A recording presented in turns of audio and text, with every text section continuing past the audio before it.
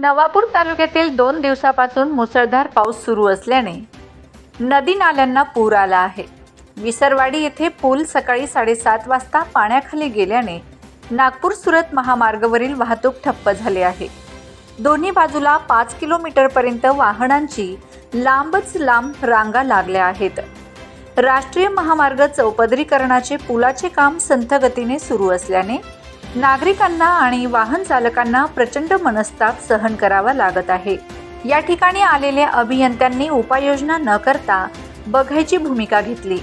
नवीन पूल होत नाही तोपर्यंत जुना पूल तोडायला नको होता। आज ही परिस्थिती निर्माण झाली नसती अशी प्रतिक्रिया ग्रामस्थांनी दिली आहे। असंच झालं होतं, पूर आला होता। हे एक रस्ता आहे, यांनी चालू करायला पाहिजे होता, हायवेवाल्यांनी हे तोडला नाही पाहिजे होता। अशी कंडिशन झाली नसती।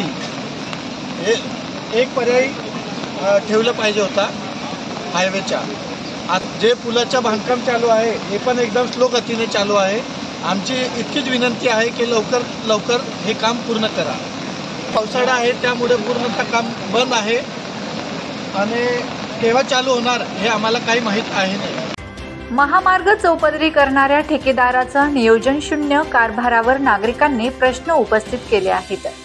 या संदर्भात वरिष्ठ अधिकारी लक्ष देऊन संबंधित ठेकेदाराला ताकीद देण्याची गरज आहे।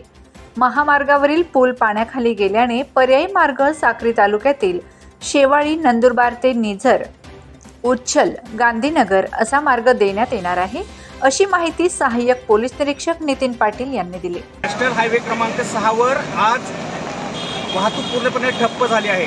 जवळपास परिसरात 2-3 दिवसापासून मुसळधार पाऊस सुरू आहे। त्यामुळे डोंगर दऱ्यांमध्ये वरती पाऊस झाल्यामुळे या ठिकाणी सरपणी नदीला पूर आलेला आहे। या पुरामुळे या महामार्गाचे जे विस्तारीकरणाचे काम सुरू होते त्या ठिकाणी आपण पाहू शकतो। या ठिकाणी जो पूल आहे त्या पुलाचं बांधकाम सुरू आहे।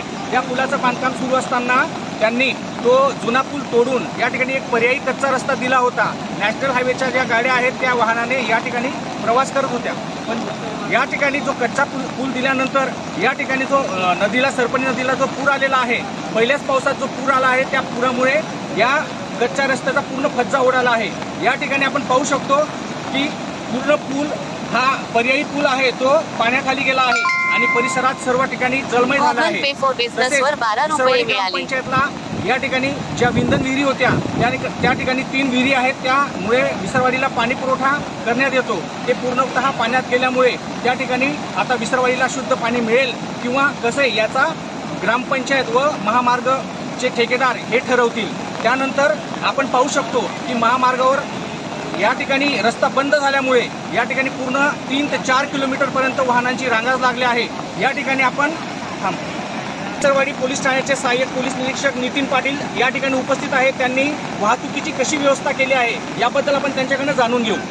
साहेब, या ठिकाणी जो पूल पाण्यात गेला आहे त्याबद्दल तुम्ही जी वाहतूक व्यवस्था कोणती झालेली आहे त्याबद्दल काय सांगाल?